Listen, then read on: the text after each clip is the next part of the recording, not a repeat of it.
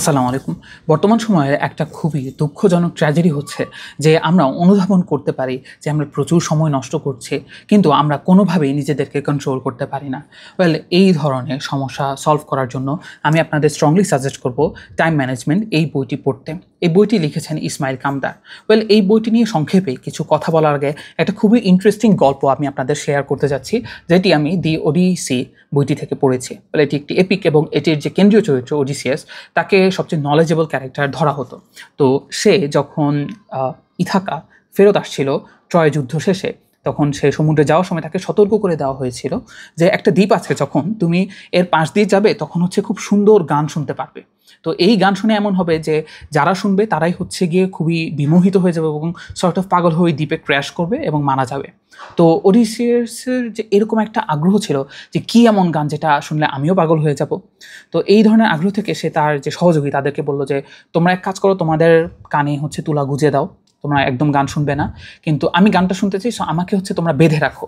So বেঁধে রাখলে হবে কি যে আমি কোনোভাবেই তোমাদেরকে হয়তো ফোর্স করতে পারবো না যে এই গান ওই দ্বীপের কাছাকাছি যেতে, কারণ গেলে তো অবভিয়াসলি ক্র্যাশ করে ফেলবে।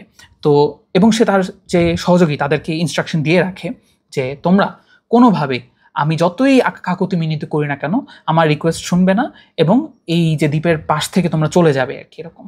তো অ্যাকর্ডিং টু প্ল্যান তারা এই কাজটাই করলো। যখন ওই জায়গাটাতে আসলো, ওডিসিয়াস গানটা শুনলো, শোনার পর সেও একদম পাগল হয়ে গেল। সে খুবই অনুরোধ করছে যে না, ওদিকে যেতেই হবে এরকম, কিন্তু তারা কেউই শুনলো না, তার সহযোগীরা। সো তারা আলটিমেটলি সার্ভাইভ করে ওই জায়গা থেকে ক্রস করে আসলো। এই গল্পটা খুবই পপুলার একটা গল্প, সেলফ কন্ট্রোলকে এক্সপ্লেন অথবা এক্সাম্পল হিসেবে দেখানোর জন্য। আপনারা এখানে দেখতে পারেন যে আমার যে সেলফে এখানে কাভার করে রাখা হয়েছে, আমি ইচ্ছে করেই কাভার করে রেখেছি। দেখা যাচ্ছে আমার অনেক ধরনের বই পড়তে অনেক সময় ইচ্ছে করে, কিন্তু এখন এই মুহূর্তে আমার যে প্রয়োজনীয় বই রয়েছে যেগুলো পড়া উচিত সেগুলোর প্রতি ফোকাস রাখতে আমি ওগুলো ঢেকে দিয়েছি। আমি এই স্ট্র্যাটেজিটা অনেকভাবেই ফলো করি, যে নিজেকে সর্ট অফ বেঁধে রাখা। আমি ইভেন পড়ার সময় এই জিনিসটা ফলো করে একটা গামছা নিয়ে চেয়ারের সাথে নিজেদেরকে বেঁধে রাখি আর কি। তো এই জিনিসটা আপনাদের ক্ষেত্রে সবচেয়ে বেশি অ্যাপ্লিকেবল হতে পারে যারা স্পেশালি সোশ্যাল মিডিয়া অথবা ভার্চুয়াল ওয়ার্ল্ডের সাথে মোটামুটি স্ট্রংলি কানেক্টেড, অথবা তারা মনে করেন যে এই ওয়ার্ল্ডটাই হয়তো রিয়েল ওয়ার্ল্ড। তো আমি আপনাদের স্ট্রংলি সাজেস্ট করবো, দেখুন, ফেসবুক ইনস্টল অথবা ইনস্টাগ্রাম ইনস্টল করতে তো আসলে টাকা পয়সা লাগে না, আপনারা ডিরেক্টলি আনইনস্টল করে দিবেন। ট্রাস্ট মি, আপনি যদি 1 মাস 1 বছরও সোশ্যাল মিডিয়াতে অ্যাভেলেবল না থাকেন, কেউ ওরকম কেয়ার করবে না। এই ধরনের কিছু স্ট্রিক্ট স্ট্র্যাটেজি আপনি যদি ফলো করেন, তখন আপনার মনকে আপনি কন্ট্রোল করতে পারবেন, এবং অনেক সময় বেঁধে রেখেও আপনারা হয়তো ফেসবুক অথবা ইনস্টাগ্রামে অল্প কিছুক্ষণ সময়ের জন্য সপ্তাহে 20-25 মিনিট হয়তো গিয়ে একটু দেখে আসতে পারবেন, বাট আলটিমেটলি আপনাদের যা প্রয়োজন সেটা আপনারা নিয়ে এরপর আপনাদের যে রিয়েল ওয়ার্ল্ডে সেটাতে ফেরত আসতে পারবেন। সো এই স্ট্র্যাটেজি আপনারা যদি ফলো করেন, আমি মনে করি আপনাদের জন্য এটা খুবই হেল্পফুল হবে। তো এই বইটি থেকে আমি একটা দারুণ কথা আমি শিখেছি এবং এটা আপনাদের সাথে শেয়ার করছি, যে living in time and living through time. In time বলতে অনেক সময় আমরা এইভাবে অনেককে বলতে শুনি যে না, আমাদের ফিউচার নিয়ে কোনো প্ল্যান নাই, কোনো কিছু নাই, আমরা যা দিনে আছে সেটা এনজয় করার চেষ্টা করি এই বিষয়টি।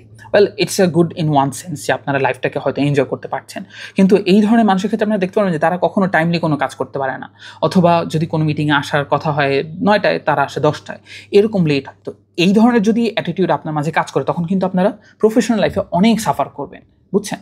তো সেই ক্ষেত্রে আপনাদের লিভিং থ্রু টাইম এই স্ট্র্যাটেজিটা ফলো করতে হবে। থ্রু টাইম বলতে কী বোঝায়? দেখুন, আমি জীবনকে অথবা এই যে সময়টাকে একটা খরস্রোতা নদী হিসেবে দেখি। আমি এটাকে কন্ট্রোল করতে চাই না, এটাকে কন্ট্রোল করা পসিবল না, এটা নেচারটাই এরকম। তো আমি যেটা করতে পারি যে একজন দক্ষ নাবিকের মতো অথবা মাঝির মতো সেই খরস্রোতা নদীর উপরে আমার যে জীবনটাকে সেটাকে সেল করতে পারি অথবা ভেসে চলতে পারি। সেক্ষেত্রে আমার নিজেকে কন্ট্রোল করতে হয়।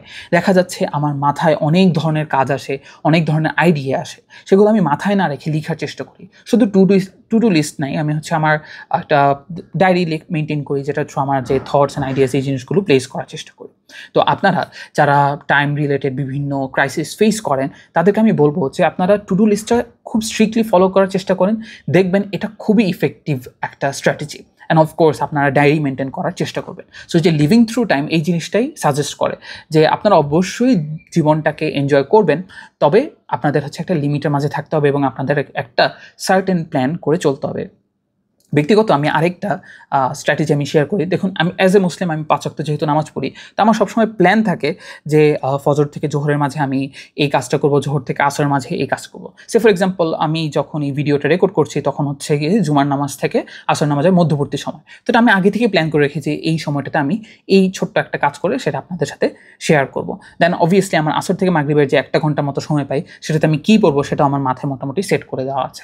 সো আপনারা যদি এভাবে প্ল্যান করেন তাহলে সুবিধা হয়, কারণ অ্যাজ এ মুসলিম আপনারা যারা মুসলিম রয়েছেন তাদের কিন্তু 5 ওয়াক্ত নামাজ ফরজ।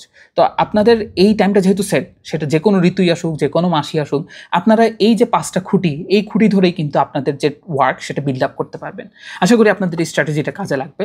এছাড়াও আরও দারুণ কিছু স্ট্র্যাটেজি আপনারা যদি ফলো করেন তাহলে আমি মনে করো আপনাদের অনেক হেল্প হবে এই বিষয়গুলো সলভ করতে। সো আশা করি এই বইটি পড়বেন এবং শেয়ার করে আপনাদের বন্ধুদেরকেও জানাবেন যে এই বইটি কেন পড়া প্রয়োজন।